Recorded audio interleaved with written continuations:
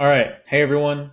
In this video, I just wanted to sort of do a live build of the whole process of setting up like a RAG agent. And I kind of just wanted to oversimplify this one in case there's certain elements about getting things in your Pinecone or how it comes back, all that kind of stuff that may be confusing. So I just kind of wanted to come in here from scratch, set one up live, and work through any issues we may experience on the way, and just kind of talk about what I'm doing and what I'm thinking about as this whole process is happening.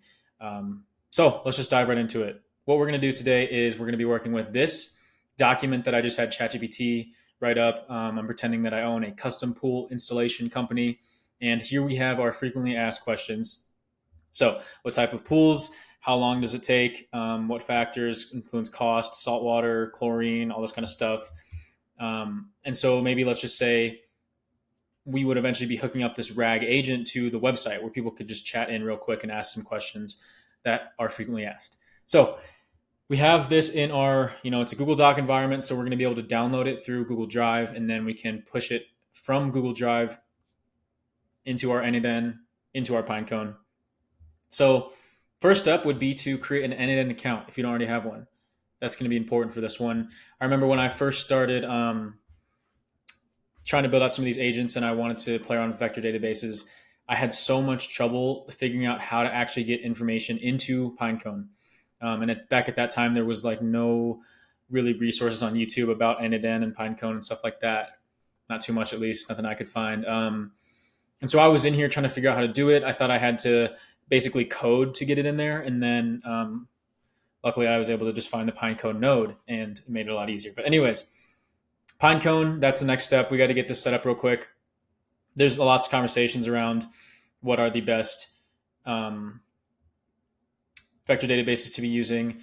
I'd say especially if you're just starting out, Pinecone is, free, super easy to get up and running.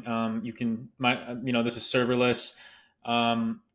Anyways, what you want to do is when you're in here and you're going to see this get started, you basically need to get your API key.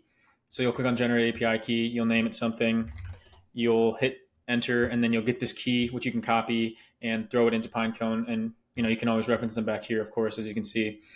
Anyways, then we're going to need to set up an index. So I already have one created. Once you get in here, if you're creating an account right now, you'll hit create index. You can name it whatever you want. Here's where we set up the configuration. I would recommend going with text embedding 3 small, at least, first application, want to get it set up. It's OpenAI embedding. We have ADA and we have 3 large. 3 small will be good enough. As you can see, the dimensions are changing. It went from 1536 to 3072. And then this one, of course, is just kind of a different embeddings model. But if you, in the vector database deep dive classroom section of this, I go into embeddings and dimensions a little bit deeper. So anyways, embedding 3 small, and this will be important because later when we're trying to retrieve this information, we have to embed it correctly as well as push it incorrectly. So we're going serverless. You can choose your cloud provider. I'm just sticking with the default here, and then you'll create your index. So I'm not going to do that because I already have one, but that's all you have to do. And then you'll basically be able to pop up into this screen here where you'll have your index. As you can see, I have some namespaces because I just recorded a video about using O3 as sort of like a travel agent. So here are the namespaces I have for that. Yours will just say default over here, and you'll have 0 records in here. And if you don't set up a namespace when you're pushing information into your Pinecone, it'll just go into your default namespace. But otherwise, if you set a namespace, it'll pop up here, and that's how you can keep some information kind of separated. The value of that is you can give agents access to different namespaces. It's going to help them search through, get through that noise, cut through that noise a little bit easier, get stuff back quicker, likely more accurately as well. You could also, like I said, like in that case, we're giving the agent access to one vector database for activities, one for flights, one for resorts. It could be based on like clients. You could have a namespace for each client if you wanted your agent to, maybe one agent, you only want them to have access to this client and not this project. So that kind of stuff. Anyways, and then you can actually come in here and see the vectorizations of your data. Here are the values. So these are kind of the embeddings. We have an ID of each vector. And then if you click one more, show one more, this is like the actual text that has been vectorized. This is just metadata. And so this is the default metadata in Pinecone. But you have the option to add metadata, which I will show you guys when we're going through this process of vectorizing our information. But anyways, so I've spent enough time here. Let's go back into N8N. So this is a Pinecone workflow where we're going to be pushing data into Pinecone. So let's just start it off here. So right now we're going to be doing a manual trigger. So when we hit test, it's going to run. As you can see, we're good to go there. You know, when you're setting up things that are going to be sort of more of an automated data pipeline, this is where you'd want to have like a trigger that would search through a file every day or a folder every day. You could maybe use the trigger of, you know, whenever something is updated in here or added to here, we're going to push it into Pinecone. This could be even a webhook where you're storing all of your form responses from your website into a vector database, or it could be every time you get an email from a specific sender, it's going to go there. It could be all your emails, something like that. So right now we're doing a manual trigger. Just keep that in mind. It's only going to update stuff into vector database if we come in here and hit test workflow. So from there, the first thing that we want to do is we're going to grab a Google Drive node right here, Google Drive, and we're going to grab download file. So right now it's super easy because we're manually in here trying to choose what file we want. So we can choose from list. We're looking for, what's it called? Frequently asked questions, custom pool installation. So we have that right here. You can also do it by URL or ID. So if I was to come into this Google Doc, hopefully you guys can see the ID up here. I'm not sure if you can, I think you can probably see my whole screen. This is the ID. So if we were to grab this right here, wrong one. So if I come into by ID, okay, well, it automatically populated that in. If I was to delete that and paste that in there, you can see that's exactly what it was. We'll hit test step and it's downloading that file. And so the reason why doing it by ID or by URL is useful is because if this was an expression where we were pretty much pulling content from a folder and then we were passing in the expressions of the IDs of the folders, it would be able to loop through and download all of them. But right now, and especially if this is kind of one of your first RAG applications, just feel free to grab it from the list, test step. You can see over here, we have that folder or that file. If we were to download that, if I open that, you probably can't see it, but it downloaded this file as a doc file. So we also have the option down here to do a Google file conversion. So we can add conversion. So it's coming through as a Google Doc. We could choose to get it output as a PDF. If we did that, we hit test step. Now it's coming from a doc to a PDF where we can view it right in our environment right here. This is the frequently asked questions document we were just looking at. We could also do it as text. So if we wanted to push it through from a Google Doc to a text, now we have just plain text right here, as you can see. So what we're going to do first is let's just do it as a PDF. So we're pushing it through. We're getting a PDF. As you can see, we typically have up here in the top left, we typically have schema, table, and JSON view. But a new one gets added if we have binary data. So right now, this PDF is stored as binary data, which means like it's kind of tough the way we reference it because it's binary and it's usually stored in a field called data. So don't want to dive too much into that right now, but the important thing to know here is that this is being stored as binary data. Okay, so we have our file downloaded. We were able to view it. We know that it's here. From here, really simple. We can pretty much just push it into Pinecone. So I'm going to grab a Pinecone vector store. We have a couple options here. What we're doing is we're adding documents to a vector store. So we're going to click on that. This is where you're going to throw your API key that we talked about earlier from Pinecone. You'll just toss that in there, hit save. It'll go green. If it doesn't go green, you did something wrong, but just go copy your API key, bring it in here, and then you'll be good to go. So this is where we choose the index. Mine was called sample, if you remember that. And here is where you add a Pinecone namespace. So let me just show you guys real quick. I'm going to show you guys what happens if we push one through without a namespace and how it goes in default, and then we'll change the namespace and push it through. But before we can push anything into Pinecone, we have to set up our document loader, our embedding, and our text splitter and chunker. So first thing we'll do is the document loader. We're just going to do a default data loader. And all this is looking for is the type of data that we're trying to load and what that looks like. And sometimes you don't want to load everything in. Sometimes you just want to choose a specific field or something like that. So that's where this kind of stuff happens. But this is really important. In this case, we know that the data we're trying to load is binary. And so we need to change type of data to binary. Otherwise, it would not work. So I can show that off in a sec too. And this is also where you can add metadata. So you can add properties, and let's just say this name is going to be test, and the metadata for this one is going to just say test. So that's where we're adding a metadata field called test with a value of test. You could change these things to be dynamic as well based on how they're coming through and based on different parameters.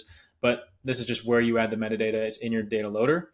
From the data loader, we need to add a character text splitter, we're going to do recursive, and it's just basically going to be looking through recursively and splitting intelligently. So the context of the PDF that we're loading in is,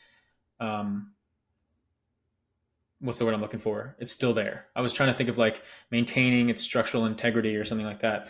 Anyways, chunk size is how much is going to be in each chunk that gets split into different vectors. And then the overlap is between each chunk, how many characters are being overlapped, which also just kind of helps with the aspect of recursive and keeping that context.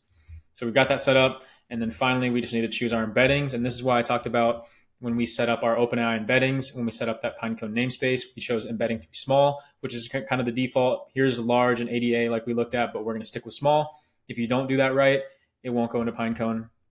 So we got this set up. Let's hit run on this Pinecone vector store. It got loaded. It got split. As you can see, the PDF was basically turned into 7 items. So we clicked into here. We could see all 7 of them. Here is our metadata. We've got source blob, blob type, as you saw. And then we also have our test metadata that we set. So we made this test. And then on the right, we have the actual content in each vector that got vectorized. So this is the 7 vectorizations. As you can see at the bottom, this is the 13th one, which is do you handle landscaping? And as you can see in the actual document, the last section is do you handle landscaping? So this was the last vector, was pretty much this chunk right here. Okay, cool. So now back in Pinecone, we have 4 namespaces. As you can see, this one is default. This is because we didn't select a namespace and we got those 7 records back that we saw right here, 7 total items. Hopefully I'm not jumping around too fast on you guys. But let's say we wanted to change this namespace to FAQ. Hit test step. It's going to run through. It's going to vectorize all this information once again. The chunking and the loading is all going to be the same, but we got 7 items once again. We're going to here. Now we have a new namespace called FAQ with 7 vectors. So these are going to be the exact same ones, just different namespaces really. So in the browser, we can see this is one of the vectors that we just created because we see the metadata with the PDF information, and we also see the test, which is metadata that we set. But as you can see, there's also useful metadata like how many total pages in this PDF, what's the title of it, what is the producer, it was a Google Doc basically, we have all this information, and then like I said, here's the actual text that got vectorized. So that's what it looks like. We've got it in our Pinecone, so now we can set up that agent that actually pulls this information in. First, let me show you guys though what would have happened if we would have had this not as binary. It would have been as JSON. It's not going to work because, as you can see, it didn't get vectorized, nothing output, because it's looking for JSON, but there's no JSON coming in. So empty array. Now what you could do is if we actually did, okay, let's just do this in here. We'll change this to text. We're pushing this through. Now, as you can see, if we go to, we have this file, right? Still no JSON because it's coming through as binary. But if we wanted to extract from file, extract from text file, push this through, now it's coming through as text. There is JSON now. We keep this as JSON. Now there's actually data in the JSON parameter over here to vectorize. And let's just change this one to FAQ JSON so we can make sure it's going somewhere else. We'll push this through in Pinecone. It should be 7 items once again because we didn't change the splitting frequency or the chunking, anything like that. And now we have FAQ JSON down here. That's 7 vectors. So that's sort of like what happened in this workflow and how that differs, how they come up in Pinecone, all that kind of stuff. So hopefully this flow makes sense. Hopefully you understand what each node is doing and the importance of, we could do JSON, but then we have to extract the text to JSON, or we could do binary and we just have to leave it as a binary file. So that was about 10 minutes here. Let's move into this other workflow where we're now going to actually create that AI agent. And this is the easy, fun part because it doesn't take as long. And this is where we get to test stuff. So we want to be chatting with our agent. So we're going to add a chat trigger. And then finally, we, of course, just need to add our AI agent. You could also play around with, if you wanted to, you could do a Q&A chain, which would look like this, which sometimes people use for RAG. It's essentially the same thing because we have a chat model and then we have an actual retriever of where's the information coming from. We would have a vector store, and then from there we'd hook up our Pinecone vector store. So that's always an option, but for now, because this is like a RAG agent, we're just going to go with an AI agent. But feel free to play around once you get stuff in your Pinecone. Test out different ways you want to interact with it. So right now, all we're going to do is we're going to give it a prompt, which is just going to be your helpful assistant with your helpful, let's just say, customer support representative.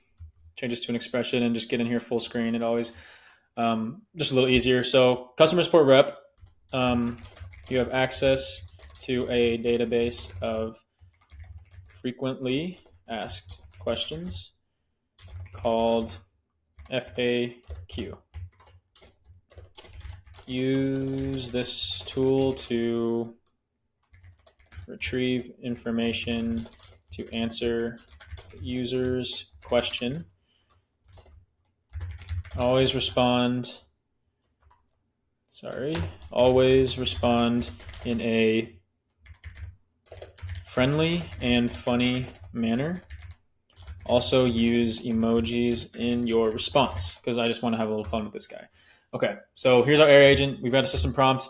The user message going in is going to be chat input. So if we come in here and we say hi, you can see that what comes out of this node is right here, chat input in the schema section. So the chat input is what the agent's going to be looking for. And that's why right here, now the chat input user message is green. So because we're using the native chat with an N8N, we can keep it as is, connected chat trigger node. But if we wanted to send in information from a code node or an email node or whatever it is, we'd have to define below and then change the expression of what it's getting. So for now, we're good with the connected chat trigger node, but we have to set up the actual agent. So first thing, let's just give it a chat model. Which one do we want to do here? So many to choose from. We'll just go with an Anthropic. We'll go with Claude 3.5. Okay. Memory, sure, we'll just throw in the window buffer memory for now just to give it some context. And now we need to add the actual Pinecone vector store tool. So we told the agent that this was called FAQ, so I'm going to call this FAQ. This is also where it actually matters about the name of the vector store. So this is where it's really looking. Description, call this tool to access FAQ information. Pinecone index, this is where we choose the index once again. We're limiting it right now at 4, as you can see. What does it say? Number of top results to fetch from the vector store. Include metadata, yes. And then we also need to choose the namespace. Otherwise, it was going to search through the default namespace. So the one we want is FAQ. If you remember correctly, we had default FAQ and then also FAQ JSON. We're just going to search through FAQ. And there we go. So once again, though, we need to choose our embeddings. So this is where it's important to remember which one you set up in your actual Pinecone index. And this is pretty much it. So this is our RAG agent. It has just the vector store tool. We told it what to do. We told it how to get information. And now we want to chat with this guy. So let's look into our actual document and see a question. Let's just first ask about how long pool installation takes. Let's say we have a concrete pool, and let's just ask how long that's going to take. So come into the chat and say, how long will it take for you to install a concrete pool? Okay. So Anthropic's figuring out what to do. It just hit the vector database, as you can see. It's coming back. Anthropic is taking that answer, and now it's creating a response. So we'll see what this answer looks like, and then we'll break down what actually just happened. So let's see. How long will it take for you to install a concrete pool? Well, it looks like I've got some concrete information for you about your future aquatic paradise. Nice one, Anthropic. According to our FAQ, installing a concrete pool typically takes about 6 to 12 weeks, which, as you can see right here, concrete pool, 6 to 12 weeks, perfect. That's right. In just 1.5 to 3 months, you could be doing cannonballs into your very own backyard oasis. Now I know what you're thinking. That's longer than it takes a tadpole to become a frog, but fear not, my water-loving friend. Good things come to those who wait, and a concrete pool is definitely worth the wait. Think of it this way. While your pool is being built, you have plenty of time to practice your underwater handstands and perfect your swan dive. Okay, so friendly, funny, emojis, perfect, really simple prompt. Yeah, I mean, I'm pretty happy with the way they came back. Let's look into the AI agent here, and we can click on logs on the right-hand side, and we can look at actually what happened. So it starts with the AI agent. It gets our message. It hits the window buffer memory to log this information right here, which is how long will it take for you to install Concrete Pool. It logs that information in our window buffer memory, and then it also looks at its system message, as you can see. So this is the system message that we gave it. So this is the input for the chat model, and then it takes that input and then it understands what it needs to do next. So from here, it says, hey there, pool enthusiasts. Let me dive into our FAQ database and fish out some information about concrete pool installation. So what it's sending over right here, you can see input. This means that it knows it needs to hit the Pinecone vector database tool called FAQ, and it's going to send over this input of concrete pool installation time. So if we click on FAQ, we can see the query that Pinecone got, which was concrete pool installation time. And then the output from Pinecone is pretty much it searches through these vectors. So as you can see, it pulls back these 1, 2, 3, 4 vectors because we limited it to 4 in that vector database node. From there, it goes back to the embeddings model where we see the output of these are the embeddings of those things. As you can see, they go on for a long, long time.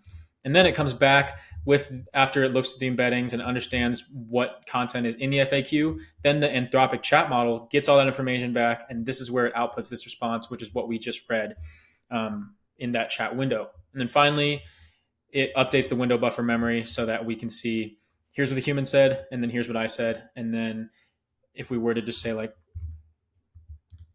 something else that referenced this, so 3 months is a long time.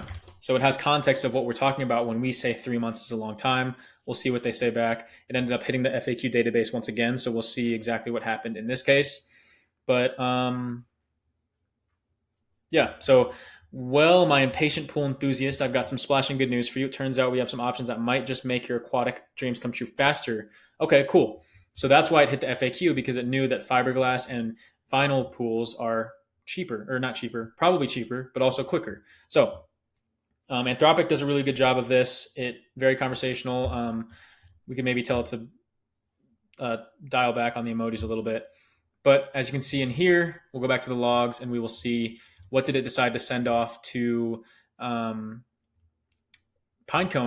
which was faster pool installation options, which is really cool because all we said was 3 months is a long time, but it understood the context of what we previously had talked about with concrete pools. And then it said, hey, I want to figure out how I can make this experience better for the customer. Let's look at some faster pool times, faster pool installation options for them. And then it got that back and threw it back to us. So hopefully at this point, this sort of live demo, I know like it took 20 minutes, so super easy to get up and running, at least to get basic principles understood and like test out some proof of concept things.